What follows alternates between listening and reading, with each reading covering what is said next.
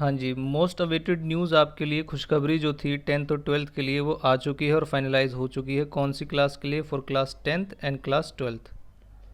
इन दोनों ही क्लास के स्टूडेंट्स के लिए क्या खबर आई है कि जो भी इनके पेंडिंग एग्जाम्स है वो कैंसिल हो चुके हैं। सर हमको पता है, हमने न्यूज़ में देख लिया, कैंसिल हो चुके हैं, कोई नई बात नहीं है। ठीक है जी। अब कुछ पॉइंट्स ऐसे हैं जो आपको पता होने चाहिए। अभी पता है या नहीं पता है श्योरिटी नहीं है, क्योंकि कुछ चीज़ें जो है आज ही डिसाइड हुई है और आज ही फाइनलाइज हुई है। तो कुछ कॉमन क्वेश्चंस आ रहे हैं मेरे पास कि इससे रिलेटेड क्या क्या हो सकता है आगे।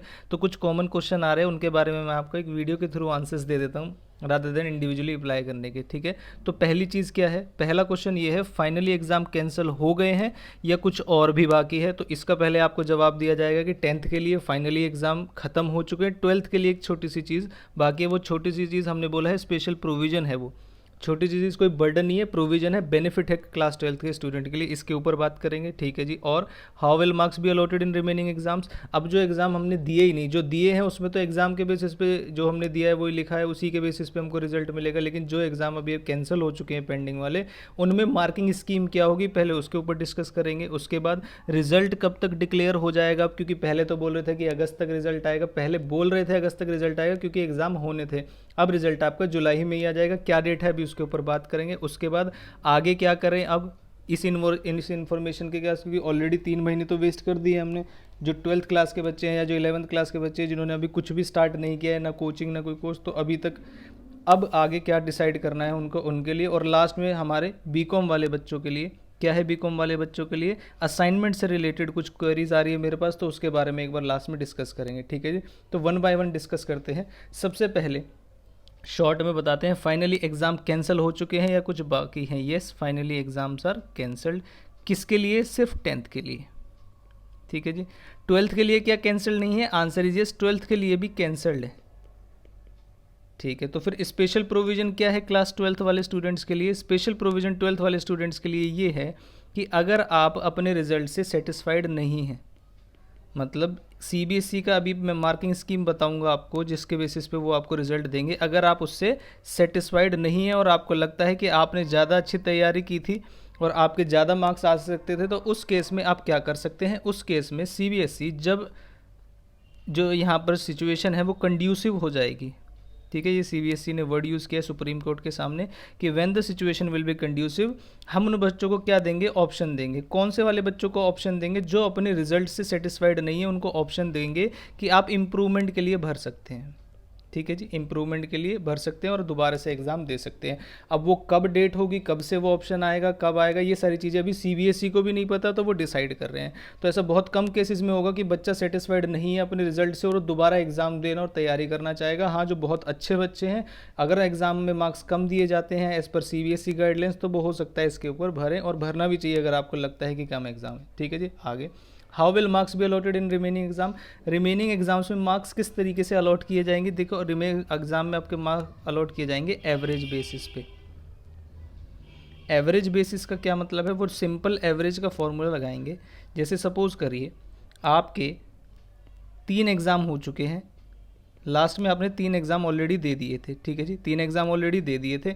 अब उनके मार्क्स कैसे? अब 4th exam and 5th exam नहीं हो पाया, या 12th क्लास की बात करें तो सपोज करिए एक ही एग्ज़ाम नहीं हो पाया, तो 12th क्लास की हम डिटेल में ही बात कर लेते हैं। फर्स्ट, सेकंड, थर्ड, फोर्थ, चारों एग्ज़ाम हो गए थे। 5th exam was pending. 6th exam क्या था? पेंडिंग था। तो अब किस तरीके से मार्क्स अलॉट किए जाएंगे? तो मैं आपको एक छोटा सा एग्जांपल देता हूँ कि किस तरीके से मार्क्स। सोचिए फर्स्ट एग्ज़ाम में जो भी आप लिख के आए हो वही मार्क्स मिले होंगे। तो फर्स्ट एग्ज़ाम में आपके मार्क्स आ गए जी 80। उसके बाद आपके मार्क्स आ गए सेकंड वाले एग्ज़ाम में 90, किसी में 85 आ गए और किसी में 70 आ गए। तो अब जो मेरा 5th एग्ज़ाम है इसमें कौन से किस जो सब्जेक्ट है आपका उसका एवरेज किया जाएगा? तो उन्होंने कहा हम 3 पेपर्स लेंगे। ठीक है जी, 3 पेपर्स पकड़ेंगे आपके। कौन से वाले 3 पेपर्स पकड़ेंगे? जैसा स्टूडेंट चाहे, उन्होंने कहा जैसा स्टूडेंट चाहे ऐसा, मतलब जैसे स्टूडेंट सोचेगा कि ये वाले पेपर्स लिए, तो आप ही बताइए स्टूडेंट कौन सा सोचेगा? सबसे पहले 90 वाला पकड़ेगा वो, फिर 85 वाला, और फिर ये वो कहेगा कि ये वाला छोड़ दीजिए, मतलब जिसमें हायर मार्क्स हैं वो वाला लीजिए और जिसमें मार्क्स कम है वो वाला मत लीजिए। ठीक है जी, तो बेस्ट ऑफ 3 वो पकड़ेंगे और उसका क्या कर देंगे? सिंपल एवरेज कर देंगे और आपको मार्क्स दे देंगे। ऐसा ही स्टूडेंट चाहता था और ऐसा ही सीबीएसई ने बोला है। अच्छा, अगर किसी बच्चे ने सपोज करिए 3 की जगह 2 ही पेपर दिए तो वो 2 पेपर का एवरेज लेंगे।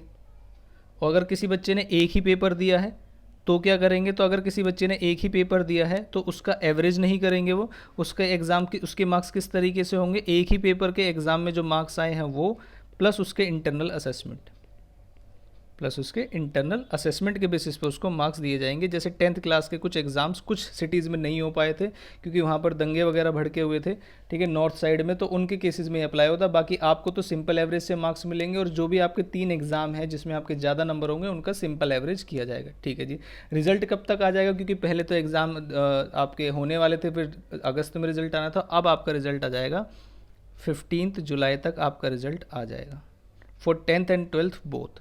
15 जुलाई तक CBSE का 10th एंड 12th बोर्ड का रिजल्ट आ जाएगा, 10th as well as 12th, ठीक है जी। अब क्या करें इसके बारे में थोड़ा सा बाद में डिस्कस करूंगा, अब क्या करें। आई होप ये बात समझ में आ गई है। अब ये सारी चीज़ें कहाँ से सोर्स मिला, इसकी कोई ऑथेंटिसिटी भी होनी चाहिए, ऐसा नहीं हमने बता दिया, तो इसीलिए वीडियो को आज इवनिंग तक सारी चीज़ें वेट करके, सारी चीज़ें फाइनलाइज करके, उनके सोर्सेज चेक करके तब बनाई जा रही है। तो ये रहा इसका सोर्सेज। ये क्या है, टाइम्स ऑफ इंडिया न्यूज़पेपर की क्लिपिंग है, ठीक है जी। Times Now and Times of India, Times Now channel है, टाइम्स ऑफ इंडिया न्यूज़पेपर है, तो चैनल से न्यूज़पेपर की क्लिपिंग निकाली गई है। क्या बोला गया है इसमें देखिए, CBSE 10th and 12th board exam schedule for July have been cancelled, ठीक है। Replying to the Supreme Court, जो सुप्रीम कोर्ट ने उन्हें बोला था रिप्लाई करने के लिए, CBSE shared its decision to go ahead and declare the results by July 15 on the basis of internals. अब यहाँ पर लिख दिया उन्होंने on the basis of internals, लेकिन पहले जो मैंने आपको बताया है रिजल्ट जो आएगा आपका, ये एक पेपर वाले केस में इंटरनल अप्लाई होता है, बाकी नॉर्मल केस में सिंपल एवरेज लगाया जाएगा, ठीक है जी। आगे चलते हैं। CBSE has decided to cancel the class 10th and 12th exam 2020 scheduled from July 1st and July 15, ठीक है जी।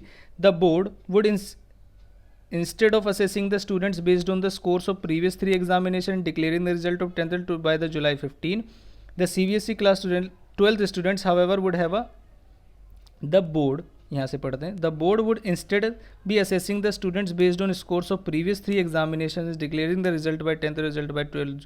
जो चीज़ वो बता रहे हैं कि जी वो क्या किस चीज़ में डिस्कस करेंगे, वो जो रिजल्ट डिक्लेयर्ड पहले सोच रहे थे कैसे करेंगे, इंटरनल्स के बेसिस पे, तो कुछ केसेस में इंटरनल्स अप्लाई किए जाएंगे और कुछ केसेस में क्या करी जाएगी, सिंपल एवरेज अप्लाई की जाएगी, ठीक है जी। However would have an option, class 12th के जो स्टूडेंट्स हैं उनके पास एक ऑप्शन होगा to reappear for the remaining papers. तो जो पढ़ने वाले बच्चे हैं वही इस ऑप्शन को देखेंगे अगर उन्हें लगेगा उनके मार्क्स कम है, later when the situation is conducive, जब सिचुएशन क्या होगी, कंड्यूसिव होगी, ठीक है जी।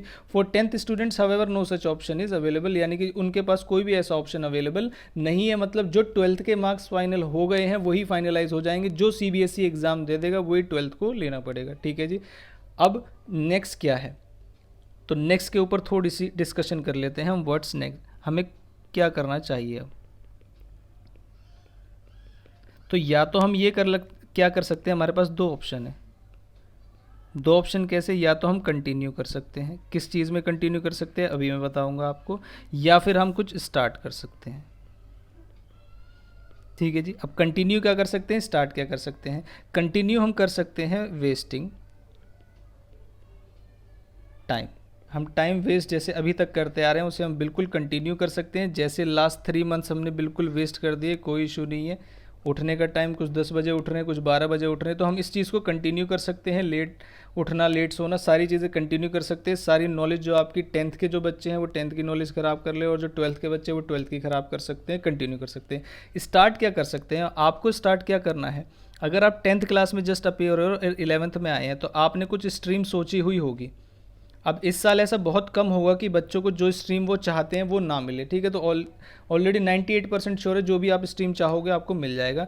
तो अगर आप आर्ट्स स्ट्रीम में जाते हैं तो आप उसके लिए कोचिंग अभी से ढूंढना स्टार्ट कर दीजिए, ठीक है जी, चाहे ऑनलाइन हो या ऑफलाइन हो, ठीक है जी। अगर आप कॉमर्स में जाते हैं तो भी, और साइंस में जाते हैं तो भी, जो बच्चे अब 10th के एग्ज़ाम देके बैठे हैं, क्योंकि आपको वेट नहीं करना है रिजल्ट का, आपको जो स्ट्रीम चाहिए कि वो मिलेगी। स्कूल की प्रोसेसिंग में बहुत टाइम लग जाएगा, तब तक आपका सारा टाइम सिलेबस का निकल जाएगा, और बाद में जो लोग करवाएंगे भी तो वो ऊपर ऊपर से कराएंगे, पैसे पूरे लेंगे, लेकिन आपको समझ में कुछ भी नहीं आएगा।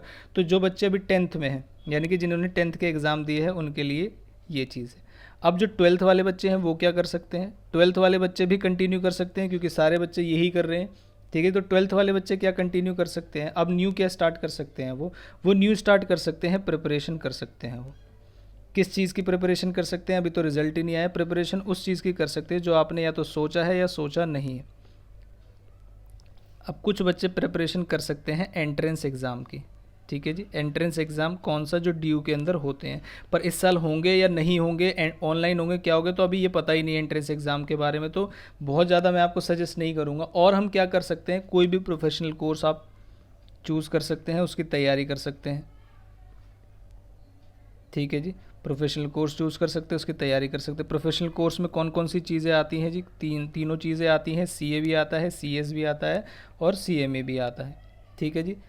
अच्छा, और क्या कर सकते हैं हम? सपोज़ करिए आपने पहले से ही डिसाइड किया हुआ था कि आप आईएएस या गवर्नमेंट जॉब की उसमें जाएंगे, तो आप उनकी तैयारी भी स्टार्ट कर दीजिए। सर कोचिंग्स तो में स्टार्ट कहाँ से करें? जो कोचिंग आपको फेस टू फेस प्रोवाइड करा रहे हैं वही कोचिंग आपको ऑनलाइन भी प्रोवाइड करा रहे होंगे। अगर नहीं करा रहे हैं तो आप ऐसे कोचिंग सर्च करिए, हर एक चीज़ की कोचिंग, चाहे वो प्रोफेशनल कोर्स हो, वो फेस टू फेस भी कोचिंग प्रोवाइड करा रहे हो और ऑनलाइन भी प्रोवाइड करा रहे हो, दोनों चीज़ों की कोचिंग वो एक साथ प्रोवाइड करा रहे हो, तभी आप उसी कोचिंग में जाइए। क्योंकि रीज़न क्या है, ऑनलाइन आप पूरे साल बैठ के नहीं पढ़ सकते, उतनी एफिशिएंसी नहीं आती, लेकिन खाली टाइम को वेस्ट करने से अच्छा है आप तब तक ऑनलाइन लीजिए। ध्यान रखें, जिस भी कोचिंग से आप ऑनलाइन ले उस कोचिंग का फेस टू फेस बैच भी होना चाहिए। जैसे ही लॉकडाउन उनके लिए खुलेगा तो आप फेस टू फेस बैच में ज्वाइन करें, ताकि ज़्यादा आपकी एफिशिएंसी बढ़ सके। ये है आपके पास कंटिन्यू करने के लिए और स्टार्ट करने के लिए, ठीक है जी। अगर आप इसके ऊपर डिटेल वीडियो चाहते हैं सर, और क्या है, अगर हम एंट्रेंस एग्ज़ाम की तैयारी करते हैं तो इसके बेनिफिट्स क्या हैं, ठीक है जी। और अगर हम प्रोफेशनल कोर्स की तैयारी करते हैं तो इसके बेनिफिट्स क्या हैं, और अगर हम आईएएस और गवर्नमेंट जॉब की तैयारी करते हैं तो इसके बेनिफिट्स क्या है। प्लस आप ही कुछ ढूंढ के बताइए हमें सोर्सेज, कि कहाँ कहाँ से हम इन चीज़ों को ले सकते हैं, कोचिंग्स को, और पढ़ सकते हैं। आप सभी के सोर्सेज भी आप ही ढूंढिए, हम नहीं ढूंढेंगे। तो अगर आप इस चीज़ में चाहते हैं तो आप 2 जगह मुझे बता सकते हैं। कौन कौन सी 2 जगह बता सकते हैं? या तो आप कमेंट बॉक्स में बोल देना कि बता दो, और कुछ नहीं तो हम बैठे बैठे देख लेंगे, ठीक है जी। पहली चीज़।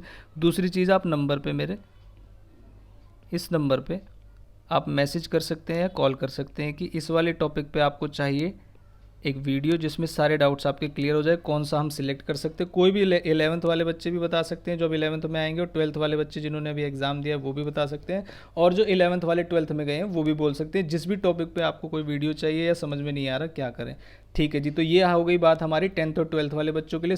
सारी गुड न्यूज़ थी, कोई भी नहीं। एक बार सम अप कर देते हैं पहले 10th 12th को, फिर जाते हैं बीकॉम वालों पे जी। एग्ज़ाम होंगे या नहीं होंगे? कैंसिल। एग्ज़ाम के बारे में अब सोचना बंद कर दें, एग्ज़ाम कैंसिल हो चुके हैं, दोबारा नहीं होंगे, ठीक है जी। अगर आप, तो रिज़ल्ट कैसे डिक्लेयर होगा? रिज़ल्ट जी आपका एवरेज से भी डिक्लेयर होगा, प्लस एक केस ऐसा है जहाँ पर इंटरनल्स को भी देखा जाएगा, या किसी बच्चे के एवरेज बहुत कम आ रहे तो हो सकता है उनके इंटरनल्स को कंसीडर किया जाए, ठीक है जी। रिज़ल्ट की डेट क्या होगी? रिज़ल्ट की डेट आपको बता दिया मैंने, 15 जुलाई बोला है उन्होंने, हो सकता है इससे पहले भी दे दें, ठीक है जी।